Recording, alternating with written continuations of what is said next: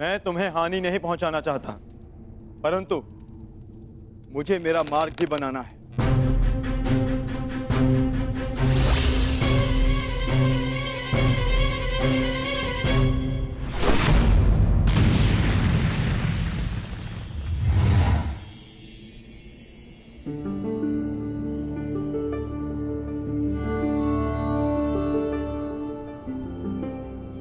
मैंने आज तक तुम जैसा मनुष्य नहीं देखा, इतना हठी परंतु इतना चैतन्य। तुम्हें मार्ग देकर मुझे आनंद की प्राप्ति होगी।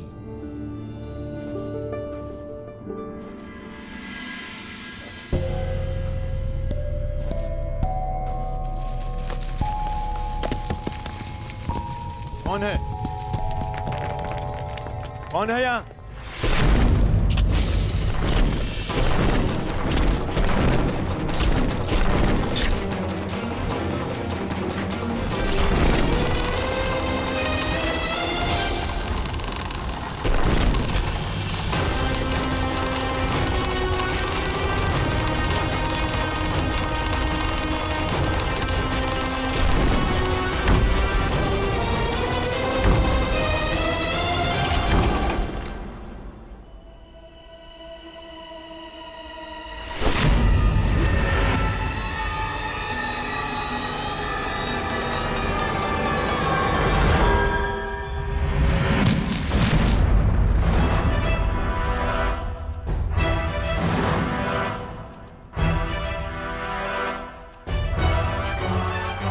ये तो महागुरु परशुराम के शिष्य का संदेश है, परंतु किसका? द्रोण का, भीष्म का, या फिर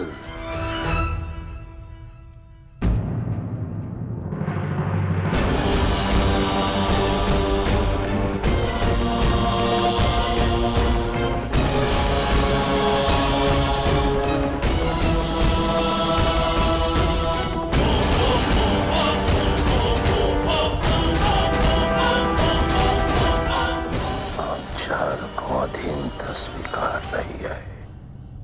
वो दुर्योधन भूल गया कि युद्ध में उसका और उसकी सेना का क्या परिणाम हुआ था। अपने गुरु द्रोणाचार्य के लिए गुरु दक्षिणा लेने आया था वो, परंतु हमने स्वयं उसे उसके प्राणों की दक्षिणा दी। जिस हस्तिनापुर में हमारी पुत्री का अपमान हुआ, उस हस्तिनापुर से संधि कदापि नहीं। अपनी पुत्री के अपमान का प्रतिशोध हम लेंगे।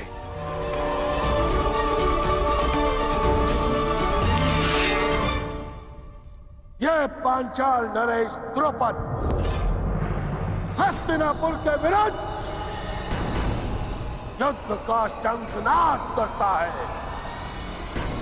धृष्टद्युम्न, पांचाल के सबसे घातक अस्त्र को प्रस्तुत करने का समय आ गया है।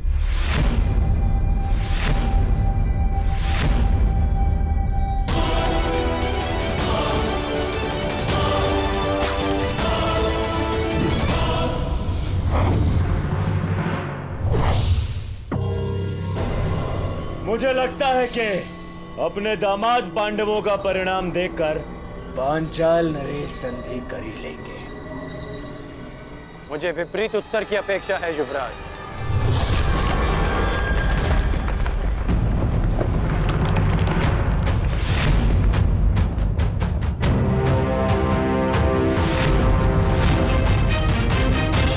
पांचाल नरेश का उत्तर आ गया युवराज।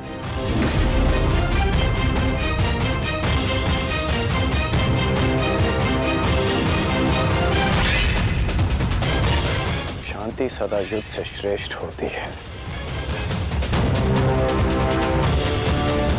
हमने शांति का प्रयास किया जो निष्फल रहा। अब शांति का अपमान करने का फल पांचाल नरेश को चुकाना होगा।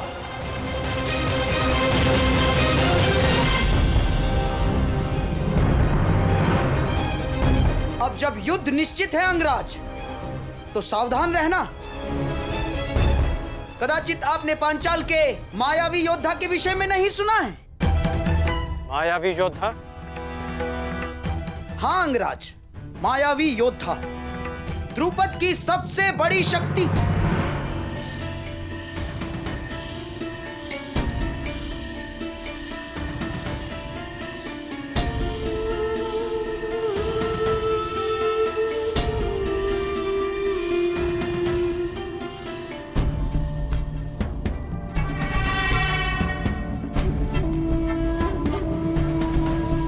हस्तिनापुर ने पांचाल पर आक्रमण कर दिया है और इस समय पांचाल की ढाल तुम हो। तुम्हें इस युद्ध में भाग लेना ही होगा।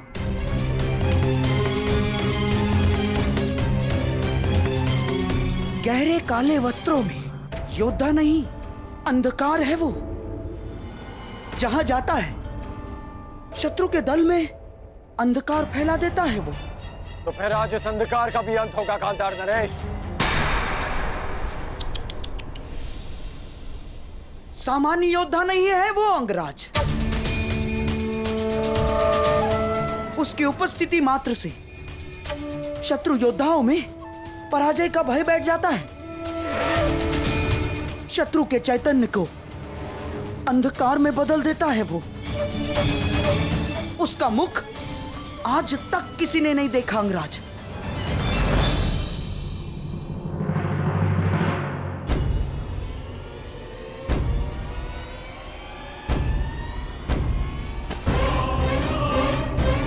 यही अवसर है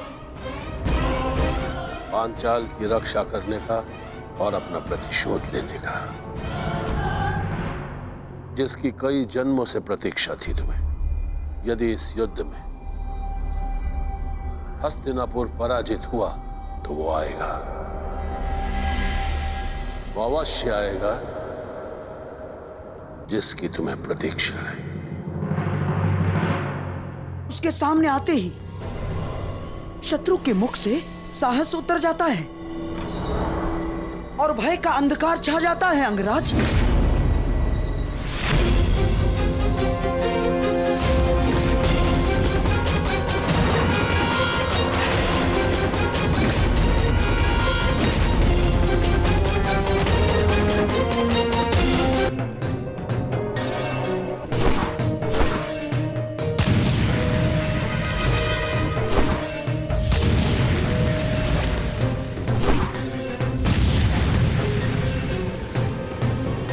चट्टान पर बाणों का प्रभाव क्यों नहीं हो रहा? अवश्य ये कोई मायाजाल है।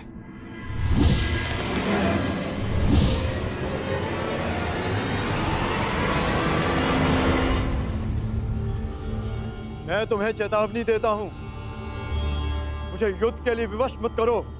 जिस किसी का भी ये मायाजाल रचा है, मेरे समक्ष प्रस्तुत हो।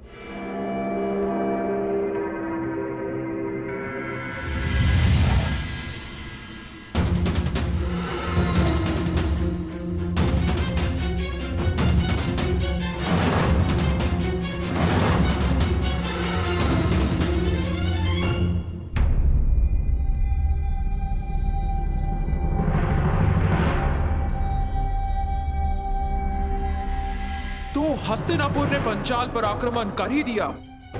यदि हस्तिनापुर की सेना आई है तो वो भी जरूर आएगा, वो जिसकी मुझे वर्षों से प्रतीक्षा है। आप युद्ध कीजिए। हस्तिनापुर को अंधकार के गर्त में पहुंचाने के लिए आपका योद्धा उचित समय पर प्रस्तुत हो जाएगा।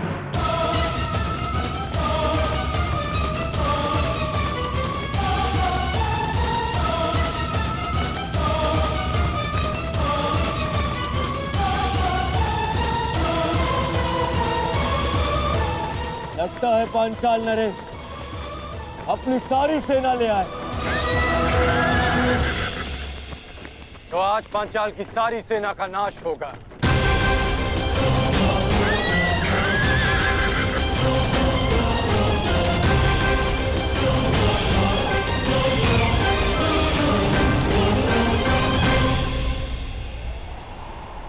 द्रुपद कोई विकट व्यूह रच रहा है अंगराज।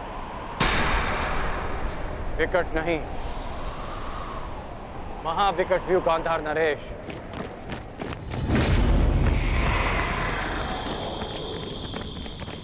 ठीक से देखिए।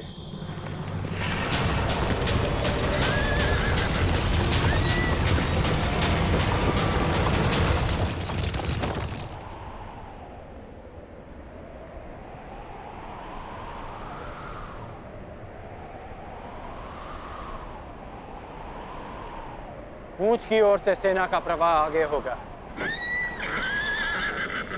और 6 फनों की अगुवाई करेंगे 6 महारथी।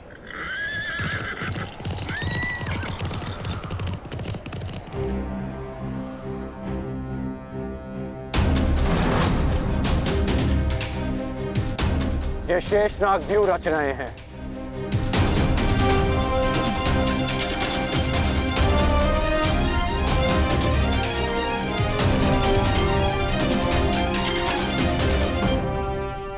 पहले ही प्रयाण में इतनी बड़ी समस्या।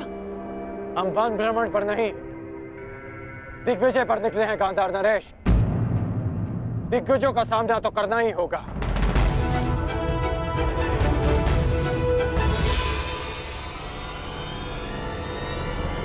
व्यू रचना।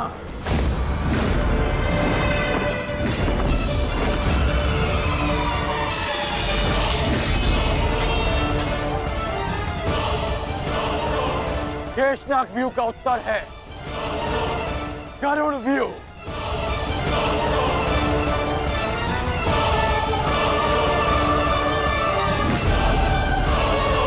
जिस प्रकार नागों का दमन गरुड़ करते हैं, उसी प्रकार हमारा व्यू पांचाल की सेना को छिन्न भिन्न कर देगा। अद्भुत मित्र, अद्भुत। पांचाल नरेश, ये हस्तिनापुर की ओर से अंतिम चेतावनी है। अंतिम अवसर है आपके पास।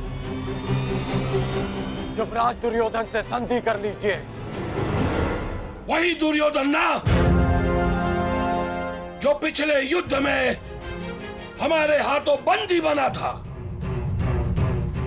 वो दुर्योधन मित्रता के योग्य नहीं है। जिन कौरवों के हाथ हमारी पुत्री यज्ञासिनी के आंचल तक पहुंचे हैं, उन हाथों से संधि नहीं, अपितु उन हाथों का नाश होना चाहिए। अब मेरी भी अंतिम चेतावनी सुन लो अंगराज। तुम्हारा भला इसी में है कि लौट जाओ, अन्यथा जिस प्रकार चक्की में चने के साथ धुन भी पीसी जाती है, उसी प्रकार इस दुर्योधन के साथ तुम्हारा भी नाश होगा।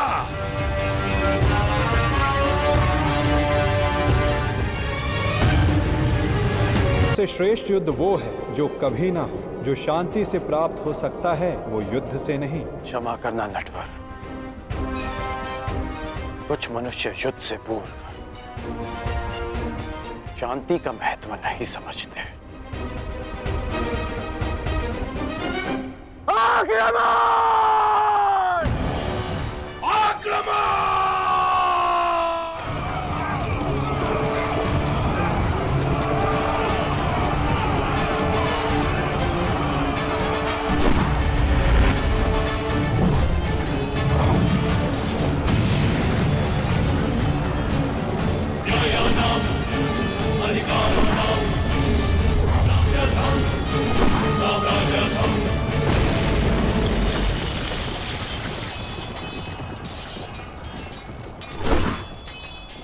आज मैं और मेरा पुत्र इसी रणभूमि में द्रौपदी के अपमान का प्रतिशोध लेंगे। आज पांचाल की 5 नदियां कौरव सेना के नाश की साक्षी बनेगी।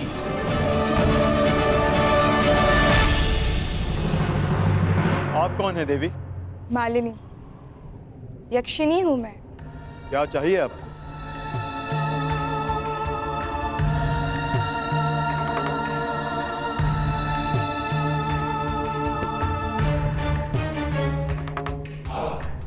तुम्हारा प्रेम।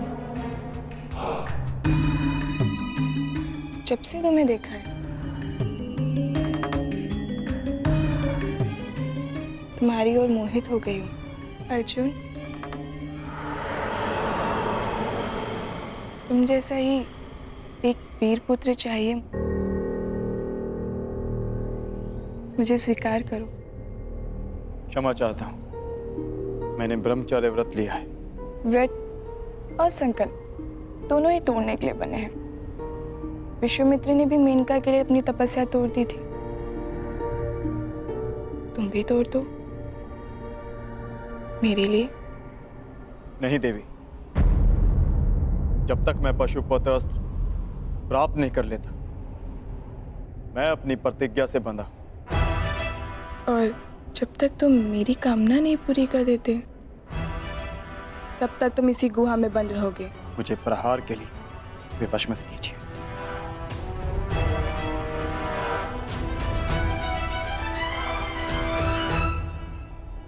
प्रयास करो। स्त्री पर अस्त्र उठाना क्षत्रिय धर्म नहीं, परंतु जो स्त्री काम वेश में आकर पुरुष का धर्म भंग करना चाहे, जिसे मर्यादा का ज्ञान ना हो, जो अपनी ही काम पूर्ति के लिए अपनी शक्तियों का दुरुपयोग करे, उसे राक्षसी माना गया। और एक राक्षसी पर अस्त्र उठाना क्षत्रिय धर्म है। सावधान!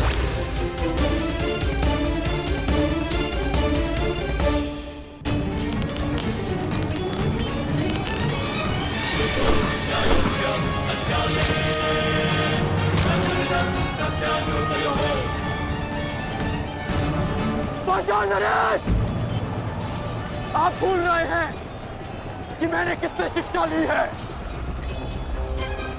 कदाचित आपने मुझे स्वयंवर में अपने कौशल प्रदर्शन का अवसर दिया होता, तो आज आप मुझसे युद्ध करने का दुस्साहस नहीं करते।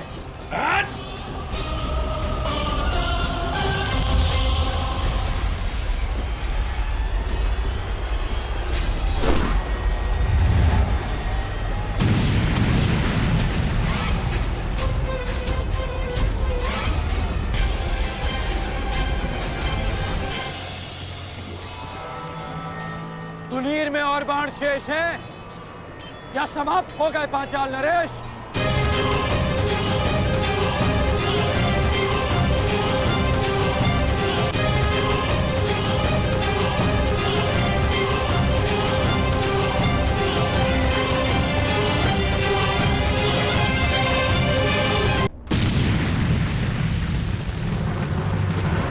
सुनीर में और बाण शेष हैं या समाप्त हो गए पांचाल नरेश? सम्राट, एक बात तो माननी पड़ेगी, तुम्हारे इस मित्र कर्ण का कोई तोड़ नहीं ना। कर्ण का कोई सामना कर सकता है तो वो केवल अर्जुन है, परंतु पता नहीं पशुपतास्त्र की यात्रा में अब वो किस मोड़ पर होगा।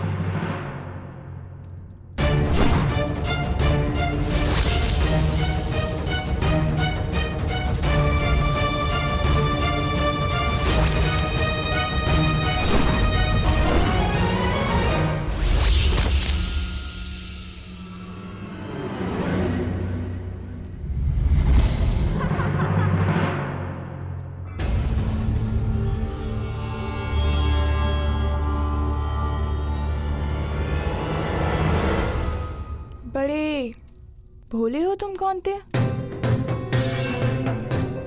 जिस अस्त्र से मुझे मारा जा सके वो तुम्हारे पास नहीं है, परंतु जिस अस्त्र से तुम्हें बांधा जा सके वो अस्त्र मेरे पास है।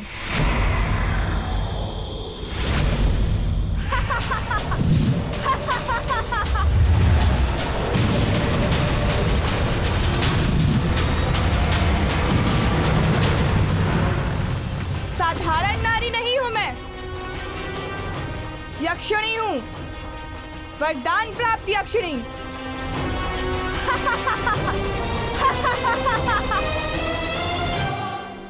इस कर्ण के सामने हमारा हर प्रहार असफल है पिताश्री। समय आ गया है पांचाल के सबसे घातक अस्त्र को प्रस्तुत करने का।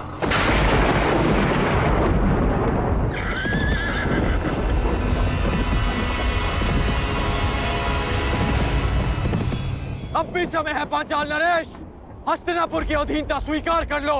जिसकी पुत्री द्रौपदी ने इतना सब कुछ सहने के पश्चात भी दासी बनना स्वीकार नहीं किया, तो फिर उसका पिता द्रौपद दास बनना कैसे स्वीकार कर सकता है?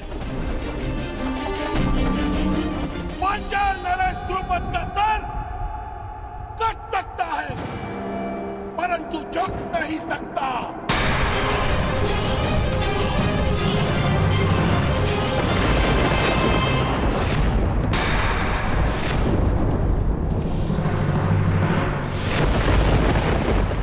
मुझे युवराज दुर्योधन के चरणों में राजाओं के मस्तक चाहिए। झुके हुए मिले तो उत्तम, अन्यथा कटे ही सही।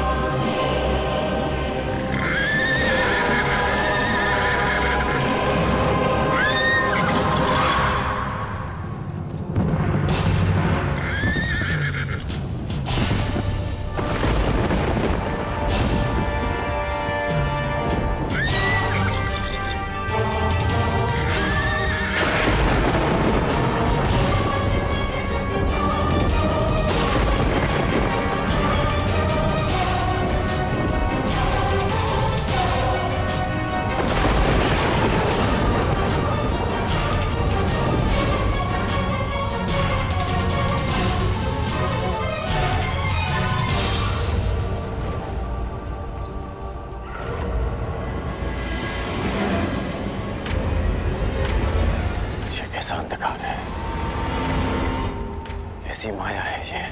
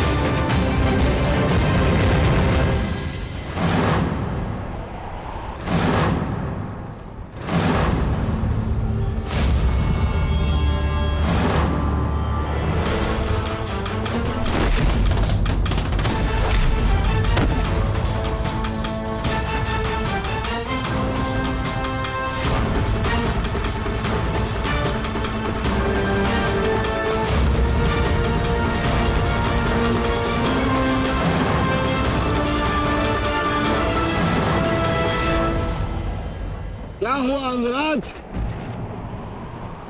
क्या हुआ? अब करो प्रहार। प्रहार करो अंगराज, प्रहार करो। कौन है ये?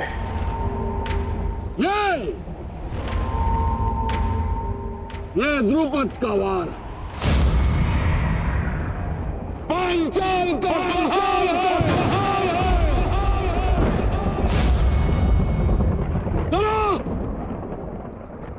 करो।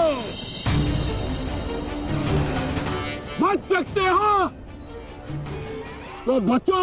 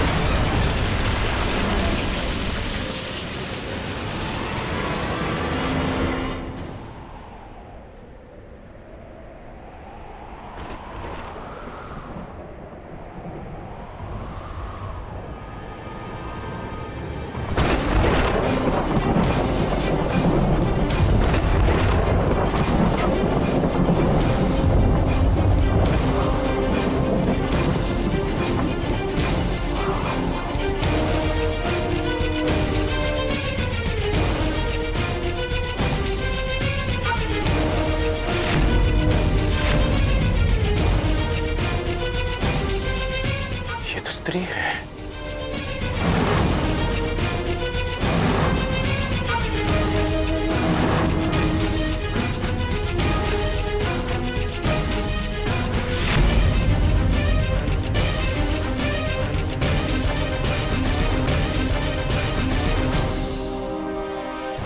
सावधान कर्ण।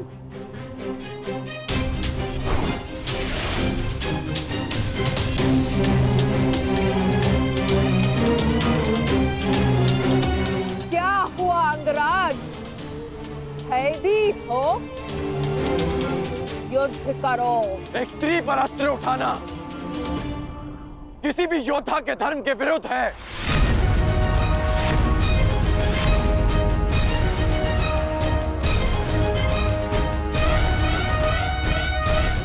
अब क्या करोगे मित्रगण? क्या स्त्री पर अस्त्र न उठाने के कारण हम दिग्विजय का पहला ही युद्ध हार जाएंगे?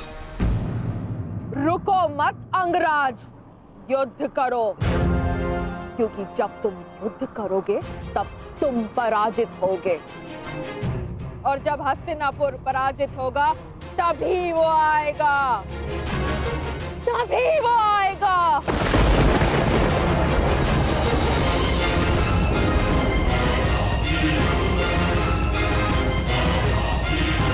किसके आने की बात कर रही है? तुम सबको बंदी बनना होगा, तभी वो आएगा, तभी मेरे जन्मों का प्रतिशोध पूर्ण होगा। मामा जी, ये किसकी बात कर रही है? किसे लाना चाहती है वो यहाँ पे? मेरा प्रतिशोध पूर्ण करने के लिए उसे आना ही होगा।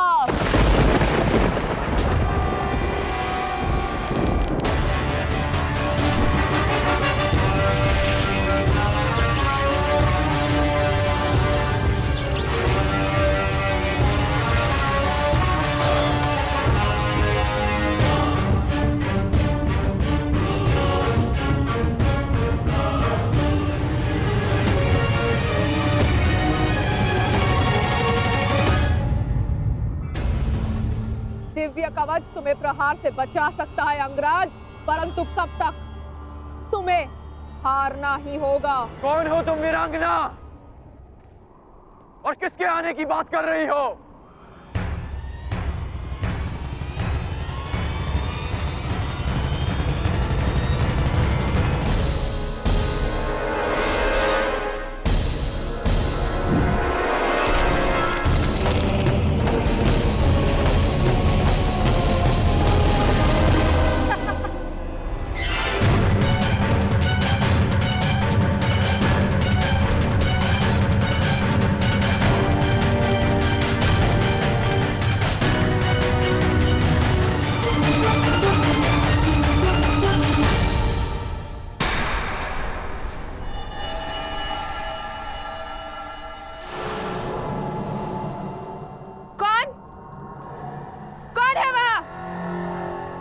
किसने मेरे प्रहार को रोका है?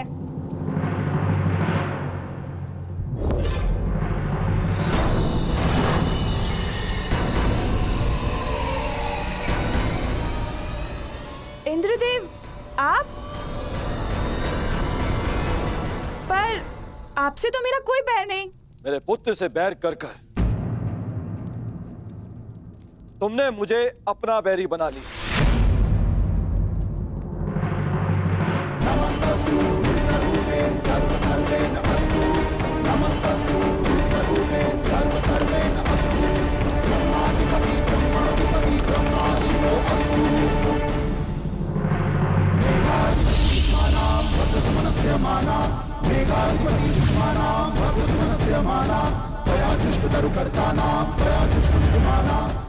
आप ऐसा नहीं कर सकते।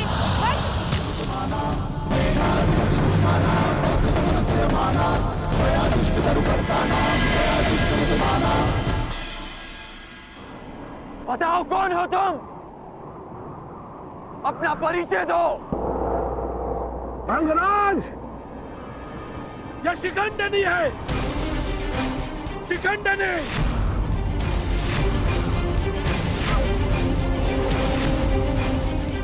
मेरी पुत्री।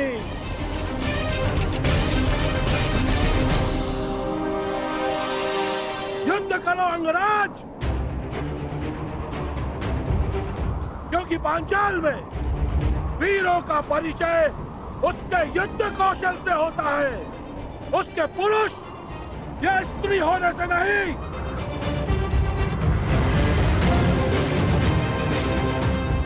और यदि लड़ने का साहस नहीं है तो बुलाओ उसे, मेरे सामने लाओ। मैं एक स्त्री पर अस्त्र नहीं उठा सकता और ये पता नहीं किसे लाना।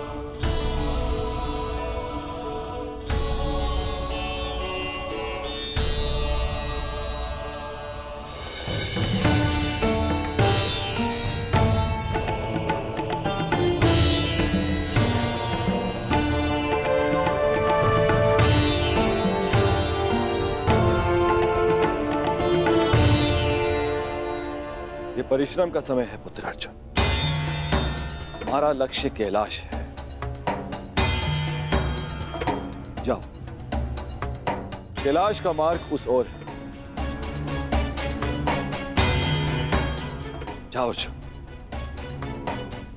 कैलाश की ओर प्रस्थान करो। विजयी भाव, यशस्वी भाव, सफल भाव।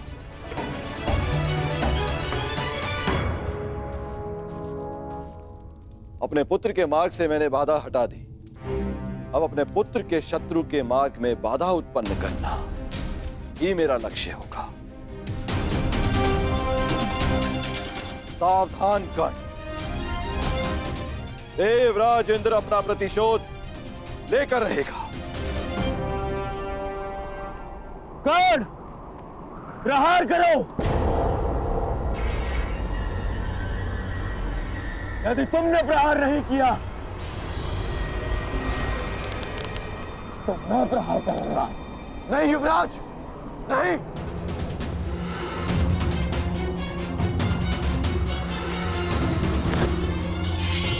यदि तुम प्रहार नहीं करोगे तो मैं करूंगी।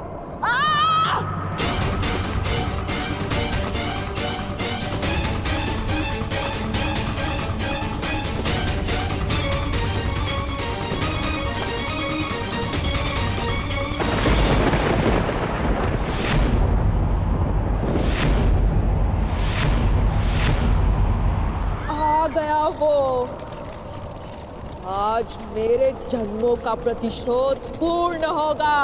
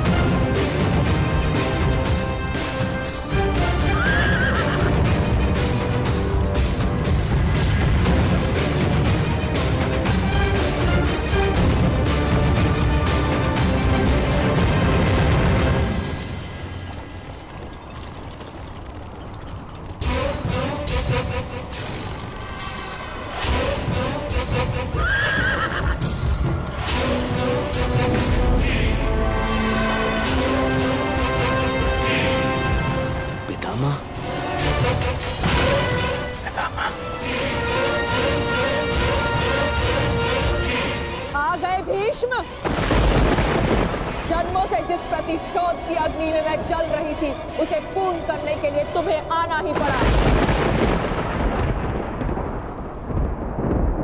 स्मरण है या भूल गए?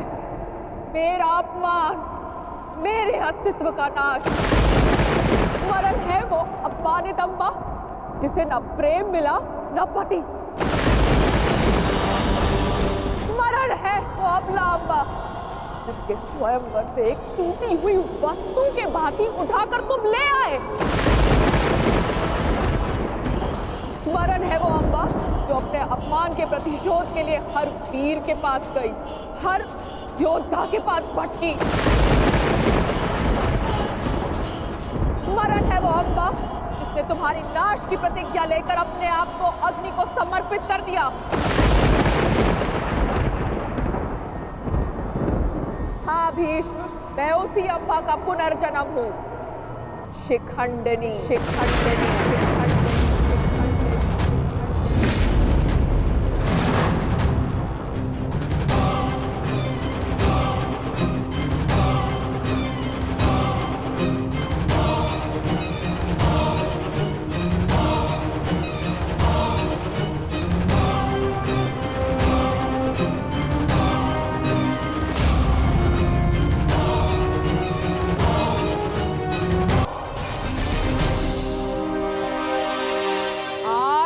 तुम्हें मृत्यु दूंगी।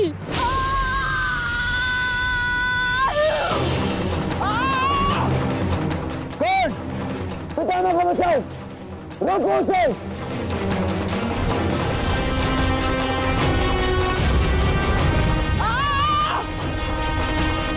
अंगराज, तुम कुछ करते क्यों नहीं हो?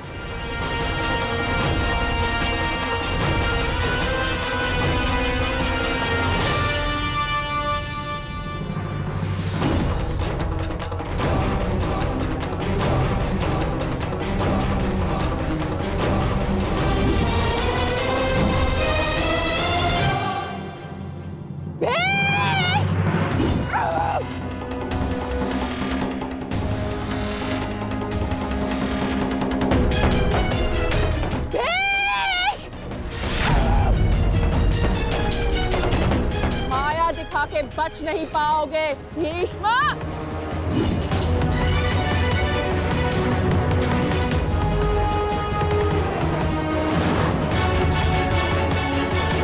ब्रह्माया अस्त्र, ये प्रतिद्वंद्वी के सबसे बड़े शत्रु का भय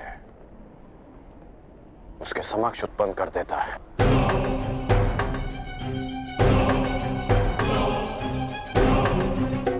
आज मैं तुम्हारे हर एक प्रतिबिंब का नाश कर दूंगी।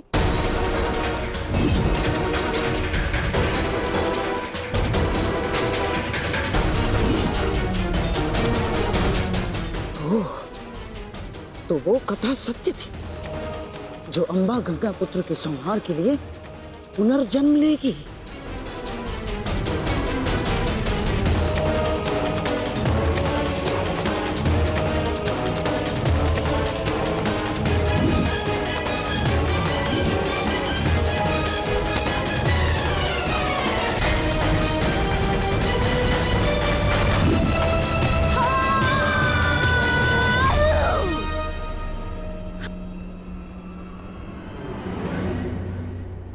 मुझे मेरा प्रतिशोध लेना है।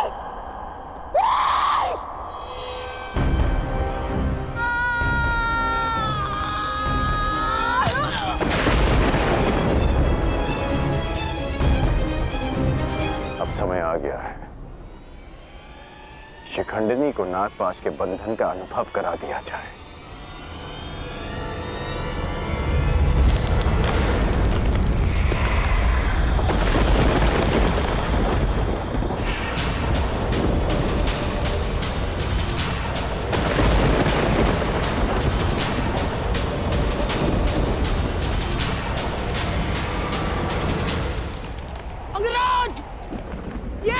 ये कैसा विघ्न है अंगराज?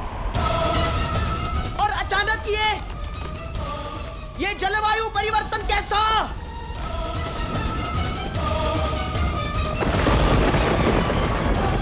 और वो भी केवल हमारी सेना पर अंगराज। अंगराज, उधर पांचाल की सेना के ऊपर का आकाश तो स्वच्छ है। अब ये किस शत्रु की माया है अंगराज? ये सब क्या हो रहा है सूर्यदेव?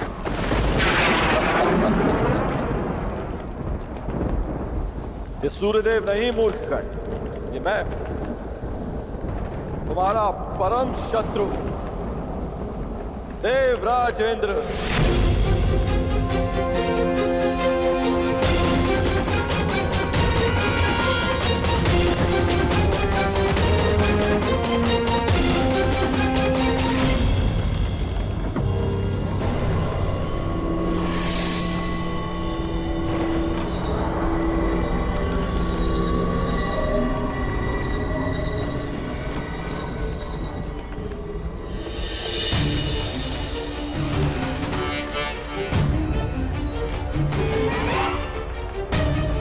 सूर्यदेव, ये आप क्या कर रहे हैं?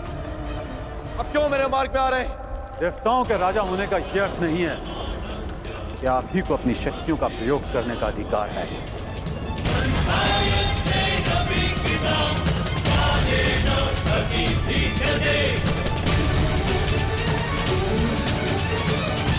परंतु सूर्यदेव, आप क्यों मेरे मार्ग में आ रहे हैं? प्रश्न मेरा भी यही है। हस्तिनापुर की सेना पर आप अपना क्रोध क्यों जता रहे हैं? सूर्यदेव, मैं तो केवल अपने पुत्र के मार्ग में आए अड़चन को हटा रहा, और मैं भी अपने पुत्र की सहायता करने का प्रयत्न कर रहा हूं। आपका पुत्र? ये सूत पुत्र नहीं, सूर्य पुत्र कर्ण। माना आप देवताओं के राजा हैं, परंतु आप भी त्रिदेव द्वारा ही संचालित होते हैं। यदि आप अपने अधिकारों और शक्तियों का दुरुपयोग करेंगे तो मुझे भी अपनी शक्तियों का प्रयोग करने का अधिकार है।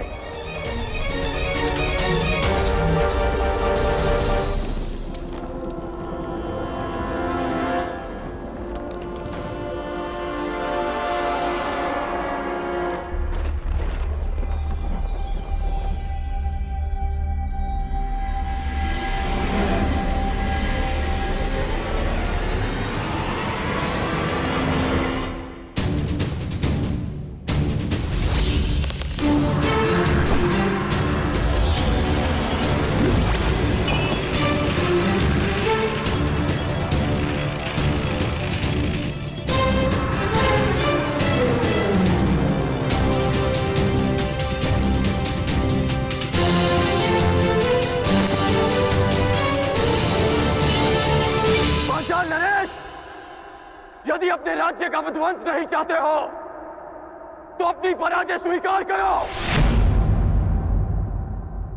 और अपना मुकुट युवराज दुर्योधन के चरणों में रख दो।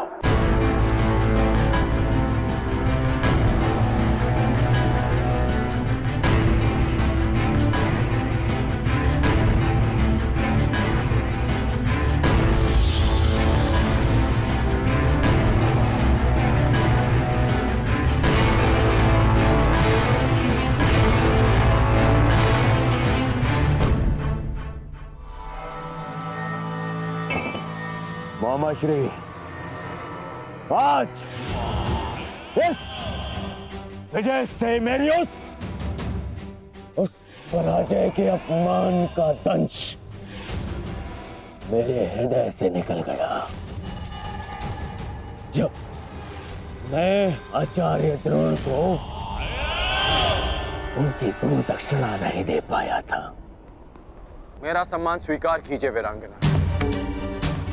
निश्चित रूप से आप एक महान योद्धा हैं। क्षमा कीजिएगा कि मुझे एक स्त्री को नागपाश में बांधना पड़ा। क्यों तुम पुरुषों को यह अभिमान है कि स्त्री केवल दया का पात्र है? कि वो दुर्बल है? कि वो केवल सृजन कर सकती है? एक स्त्री अगर चाहे तो संहार भी कर सकती है। शताब्दियों से यही तो चला आ रहा है, सम्मान की आड़ में स्त्री का अपमान।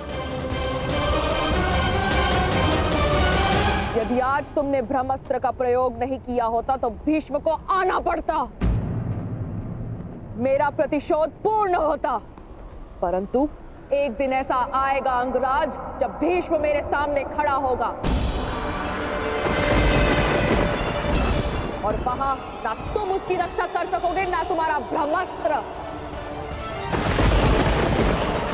स्मरण रखना अंगराज, एक स्त्री का प्रेम अगर संसार रच सकता है तो उसकी क्रोध की अग्नि सब कुछ भस्म भी कर सकती है।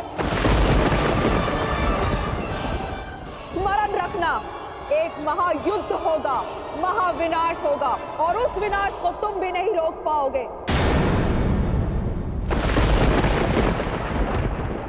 जहां तुम भी अपने घुटनों पर बैठकर अंतिम सांस लोगे। स्मरण रखना कर्ण।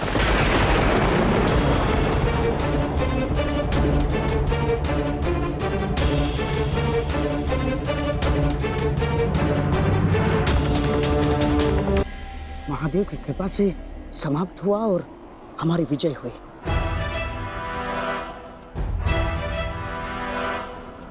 अभी कई युद्ध शेष हैं और कई विजय प्राप्त करनी है गांधार नरेश। हाँ। मैं इस दिग्विजय यात्रा को अंत तक अवश्य पहुंचाऊंगा।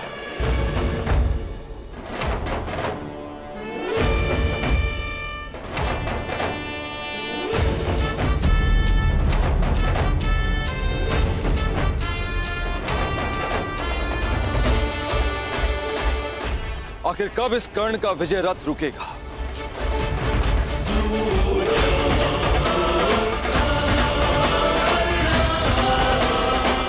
अब तो मैं खुलकर कुछ कर भी नहीं सकता, कोई प्रहार नहीं कर सकता,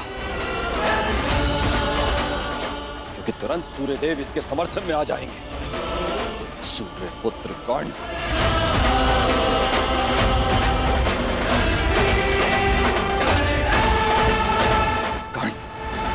पांचाल पर विजय कर मगध की ओर बढ़ता जा रहा है।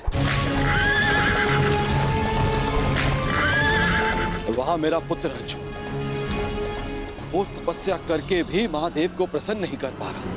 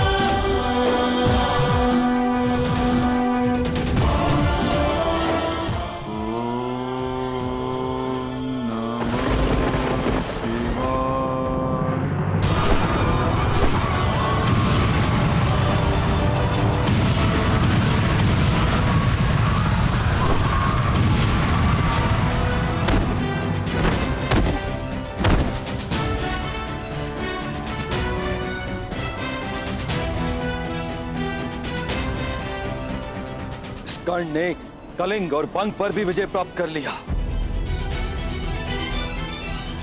अधिक से अधिक शक्तिशाली होता जा रहा है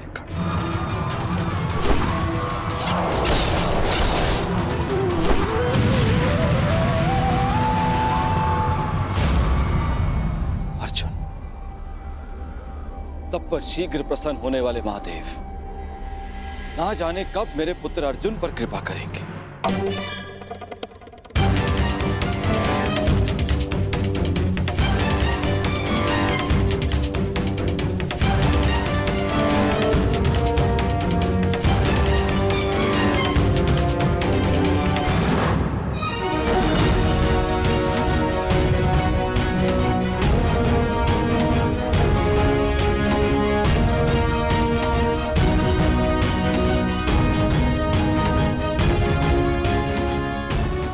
वनवास के 10 वर्ष पूर्ण हो चुके।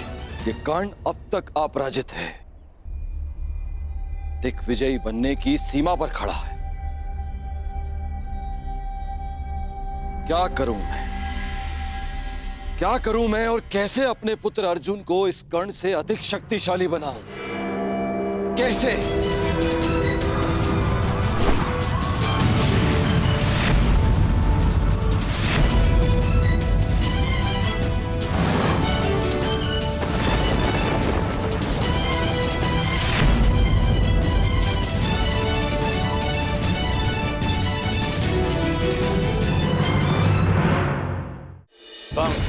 छेदी, कलिंग, आपके चरणों में भारत के सारे राजाओं के मुकुट प्रस्तुत हैं। दिग्विजय संपन्न नहीं हुई है। अभी तक तुम्हारा द्वारका पर विजय पाना शेष है अंगराज, और द्वारका पर विजय पाए बिना मेरे सम्राट दुर्योधन की दिग्विजय अधूरी होगी। तुमने मेरे लिए दिग्विजय का वचन दिया है, क्या उसे पूर्ण नहीं करोगे मित्र?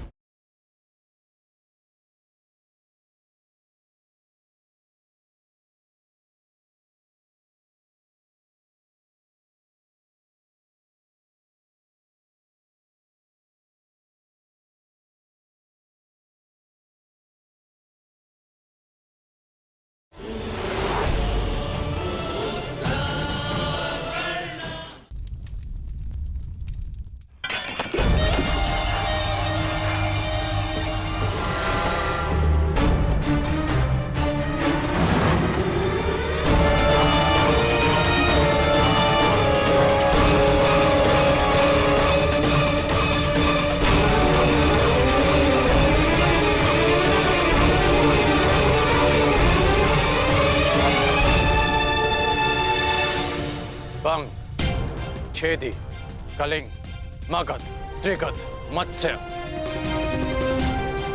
इन सब पर या तो विजय मिली है या इनसे संधि हुई है युवराज।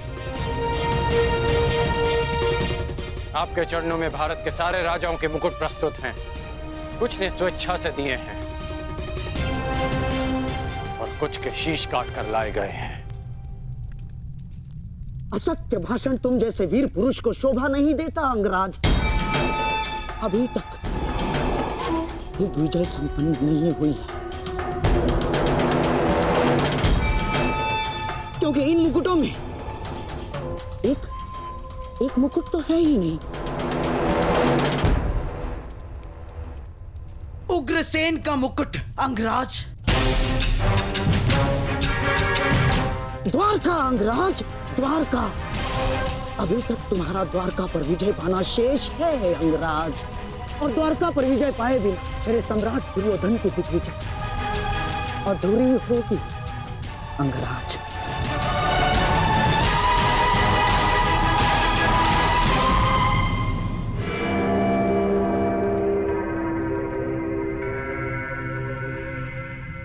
द्वारका से युद्ध यानी वासुदेव से द्वंद्व। क्या आप नरसंहार का प्रण लेकर हस्तिनापुर से निकले थे गांधार नरेश? रक्त की नदियां बह जाएंगी, परंतु वासुदेव और श्री बलराम को हराना असंभव है। लोग इन्हें यूं ही अवतार नहीं कहते। अवतार की कथा पे वो विश्वास करते हैं जो कृष्ण से भयभीत हो।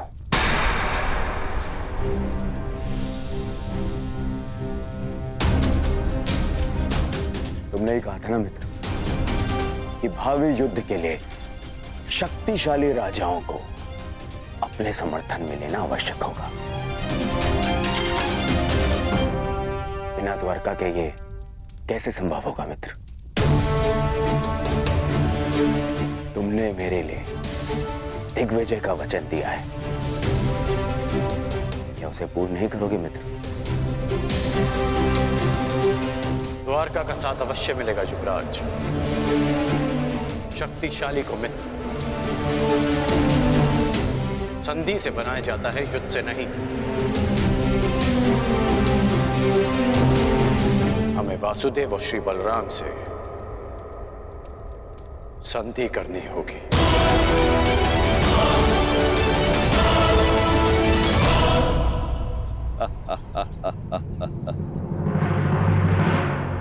द्वारका से संधि? द्वारका से तुम्हारी संधि नहीं होने दूंगा कर्ण। तुम्हारे विनाश का जो अवसर मैं खोज रहा था वो तुमने स्वयं मुझे दे दिया है। अब देखना बलराम कैसे तुम्हारा विनाश करेंगे। ना ही ये सूर्यदेव बलराम के आगे कुछ कर पाएंगे और ना ही गोवर्धन उठाकर मुझे नीचा दिखाने वाला वो वासुदेव कृष्ण।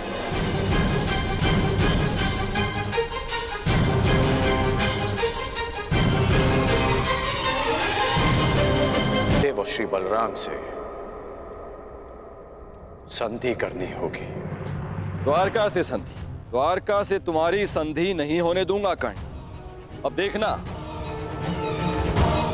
बलराम कैसे तुम्हारा विनाश करेंगे। ये आप क्या कह रहे हैं इंद्रदेव?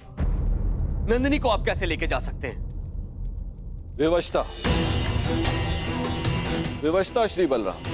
मुझे लगता है नंदिनी द्वारका में सुरक्षित नहीं है। क्यों? अचानक से द्वारका असुरक्षित कैसे हो गया? है नहीं, किंतु होने वाला है।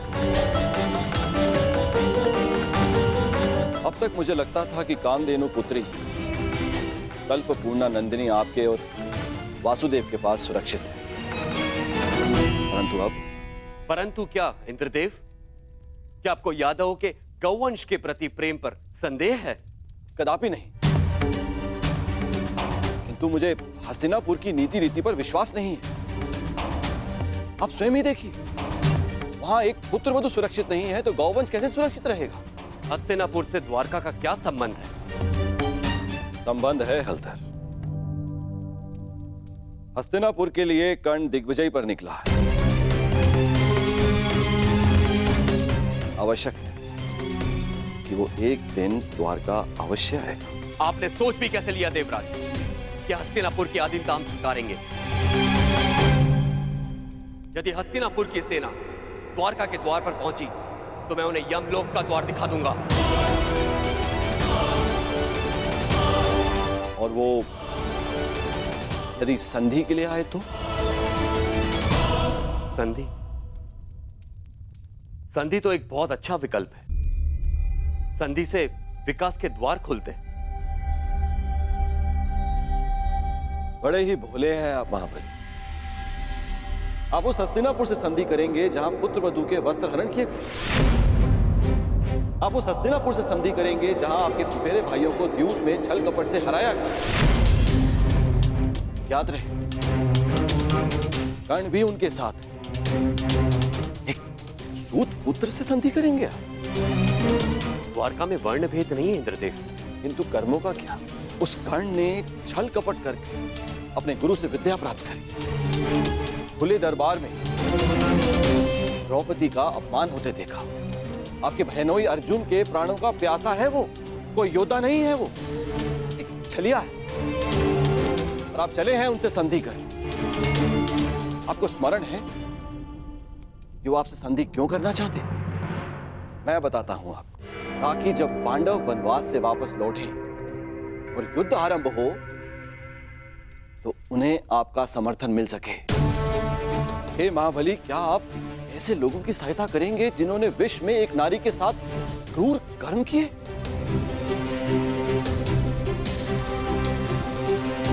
तो और क्या विकल्प हो सकता है इंद्रदेव? यदि कोई मित्रता का हाथ बढ़ाने के लिए आपके घर तक आए तो आप उसे कैसे